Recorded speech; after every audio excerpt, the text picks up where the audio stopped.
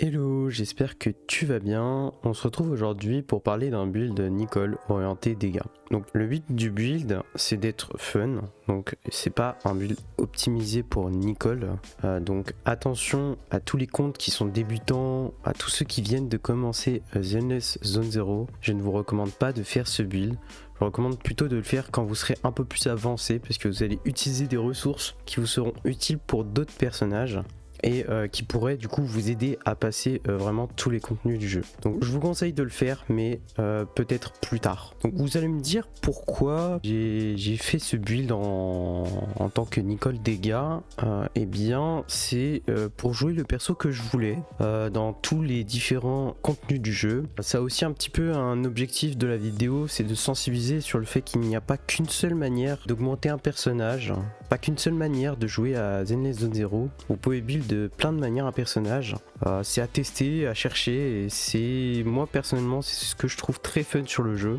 C'est que du coup on n'a pas une simple barrière, on est assez libre. Donc pour en revenir au build, donc le build va réclamer un certain investissement. Si vous souhaitez faire les mêmes dégâts ou au-dessus, donc par exemple moi ma Nicole est C6 par exemple, en plus de réclamer aussi un investissement sur les coéquipiers pour qu'elle fasse vraiment beaucoup de dégâts. En équipement, on va partir du coup sur 4 pièces métal chaotique pour le bonus de dégâts d'éther et le bonus de dégâts critiques. Les deux autres pièces sont interchangeables. Moi je suis parti sur balade épée de bois pour le bonus de dégâts critiques, mais vous pouvez aussi partir sur électropivert ou oxo pour si vous avez un manque de taux critique. Voilà. En termes de Wangine, du coup je suis parti sur celui de The Yen, car il me rapporte beaucoup plus de dégâts critiques, mais celui de Nekomata, le Mercato ou son Wangine sont déjà très bien. Vous pouvez aussi tenter avec celui d'Arumasa ou Hanbi ou Evelyn. Par contre ça ce sera à test, parce que moi du coup je ne les ai pas, mais je serais ravi d'avoir la réponse en commentaire si vous avez pu le tester.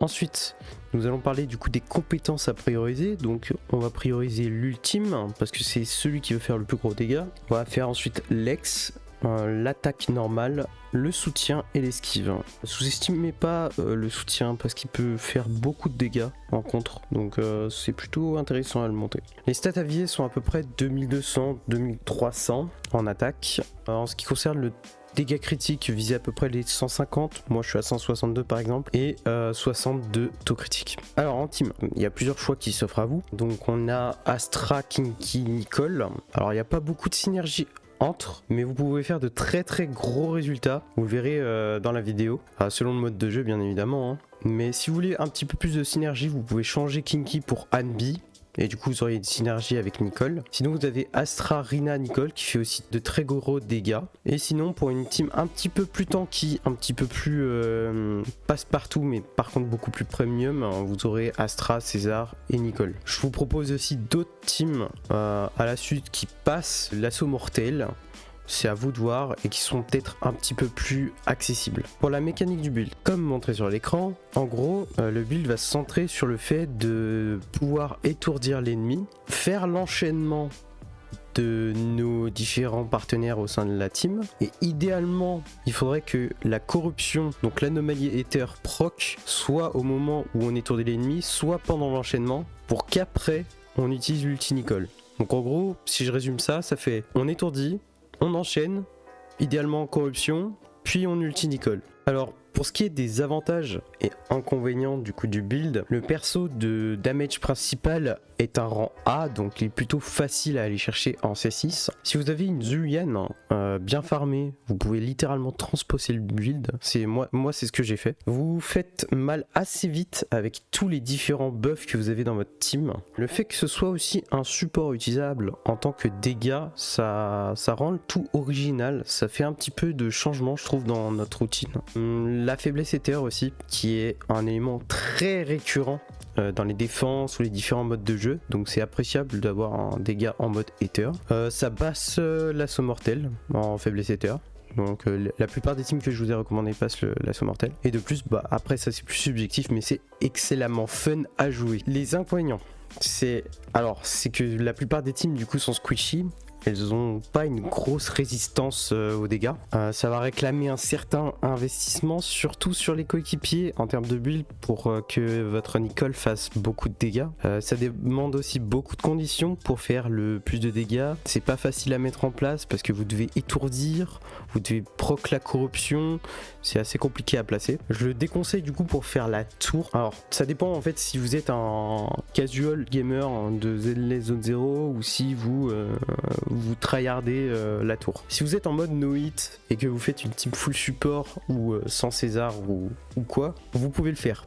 Si vous êtes tranquille, vous prenez votre temps, vous farmez comme ci comme ça et appréciez le jeu, je vous recommande peut-être d'éviter sur la tour, surtout à haut niveau, ce build, parce que vous allez prendre une claque, vous allez finir au sol et c'est pas fou quoi. Donc sinon le build il est assez lent à démarrer si vous n'avez pas pris de break dans la team, donc d'agent qui étourdit ou César par exemple. Donc c'est assez lent à démarrer parce que du coup l'étourdissement il vient très tard. Les passifs du coup ne sont pas tous pris en compte, notamment du coup le Wangine, vu que Nicole n'est pas un attaquant mais un rôle support. Le deuxième passif de Astra Yao du coup il n'est pas pris en compte non plus, donc en termes de synergie c'est pas fou.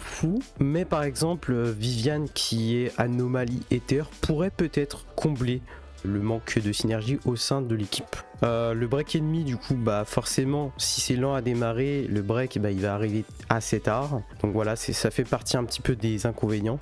Et sinon le dernier c'est très subjectif, mais du coup pour l'investissement que vous allez donner, vous allez rarement voir le dégât de Nicole.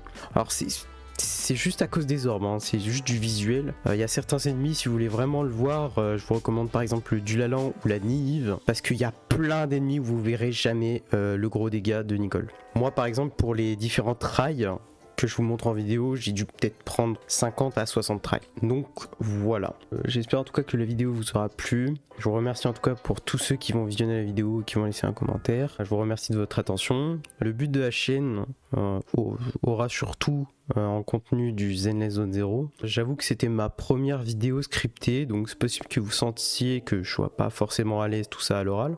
Mais en tout cas c'est un exercice que j'ai beaucoup apprécié dans la recherche, dans les tests que j'ai fait afin de vous produire et partager ce build. Donc je compte en tout cas en faire potentiellement d'autres avec des variations. Par exemple j'ai pensé à faire du Ben dégâts ou par exemple du soldat 11 en impact. Donc voilà, ce sera peut-être à vous proposer sur la chaîne prochainement. En tout cas je vous remercie et je vous souhaite une excellente journée sur la nouvelle Eridu. Allez bye tout le monde.